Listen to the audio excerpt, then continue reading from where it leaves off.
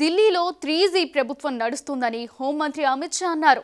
ఢిల్లీలోని ముస్తాఫాబాద్లో ఎన్నికల సభలో ఆయన మాట్లాడారు. మొదటి జీ ఒక స్కామ్ ప్రభుత్వం, రెండవ జీ చోరుబాటుదారులకు ఆశ్రయం ఇచ్చే ప్రభుత్వం, మూడవ జీ నుండి స్కామ్ల ప్రభుత్వం అని ఆయన వివరించారు.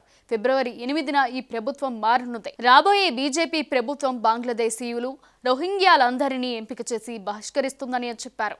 యమునాలో కాలుష్యం గురించి షా మాట్లాడుతూ, మేము కేజ్రీవాల్ కటౌట్ను యమునాలో ముంచాము.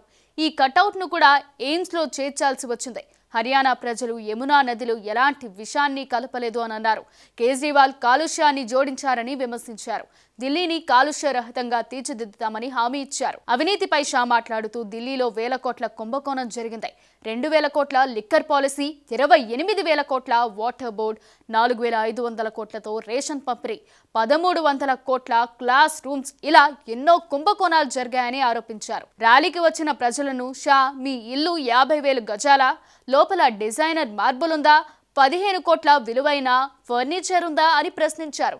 కేజ్రీవాల్ ఈ సౌకర్యాలను తీసుకున్నారు. 51 కోట్లతో తన కోసం ఇల్లు కట్టుకున్నాడు. కారు, బంగ్లా సెక్యూరిటీ తీసుకోనని కేజ్రీవాల్ చెప్పేవారు. 51 కోట్లతో షీఫ్ మహల్ నిర్మించాడు అంటూ తీవ్ర స్థాయిలో విరుచుకుపడ్డారు.